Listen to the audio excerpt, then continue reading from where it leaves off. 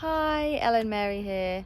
I'm on the allotment this morning quite early. We've had awful rain for so many weeks that these last few days have been beautifully sunny, so I am down here as early as I possibly can be before I get on with some work at home. So as you can see, this is my squash patch. It has thoroughly been enjoying the weather that we've been having, and there aren't actually that many squash plants in here, but the vines are well and truly taking over this kind of square. So up the back in that plasticky shelter greenhouse is melons, and the melons are growing really well, and I have a couple of heirloom cucumbers as well in there, which are absolutely deliciously tasty. So the squash, let's talk about those at this time of year. Obviously the vines get very, very big, and they actually shade some of the vines that are growing pumpkins, butternut squash, courgettes, and I also have some decorative gourds as well too.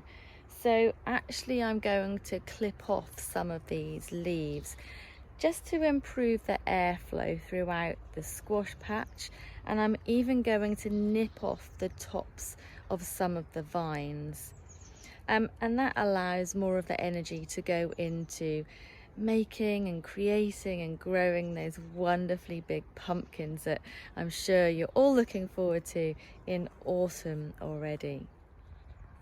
When you plant your squash out, you want to make sure that there's a lot of space in between each plant, because as you can see, they really do grow pretty vigorously. It looks amazing, I've got to just say, and I absolutely love the flowers. But don't forget, the flowers are also edible. Isn't it just absolutely lovely when you see them growing? Look at that, absolute perfection. There has of course been the usual courgette glut that us gardeners are so very used to. So if you leave courgettes for literally a couple of days, this is what happens, they turn into a marrow. And also, one of the reasons why removing some of the foliage and just creating that better airflow is a good idea is it will stop mildew. As you can see, there's some mildew on this squash leaf, and unfortunately that takes hold really quickly, especially in wet, warm weather. So this is definitely going to come off. But I just noticed under here something looking pretty spectacular. Let's have a little look. Look at that.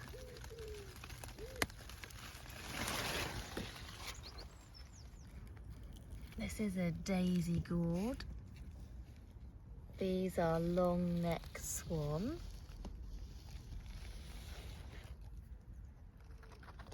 And don't forget that the stems have really prickly spines on, so if you are handling them, you probably want to be wearing some gloves, not like me. So here I am back in the Rhino greenhouse. Now, if you'd like to start your squash off from seed, you need to do that in spring. So around about mid-April for me is usually a good time, and I'm here in Norfolk. And I sow my seeds in just these little pots in a good quality compost, about 2.5 centimetres deep, and then cover them over. And I let them germinate here in the greenhouse. Now after they've germinated, I plant them out when they're strong enough, which is always for sure after the last frosts. And when you plant them out, they're very hungry. As you can see, they grow into really big, long vines, and you've got to think all the nutrients have got to get into that massive big pumpkin that you're trying to grow, or butternut squash, or the courgettes. Just so many squash varieties to choose from. So when you dig your hole to plant your young plant, make sure that the ground has been pre-prepared. So lots of well-rotted organic matter in there to feed that growing plant. And you can also grow them in a big pot or a grow bag, 1 squash plant per bag. Just make sure that wherever you planted them, you keep the soil pretty moist. They don't really like to dry out at all. And you'll be harvesting your squash plants in autumn time. There is nothing better than that autumnal harvest. I absolutely love it.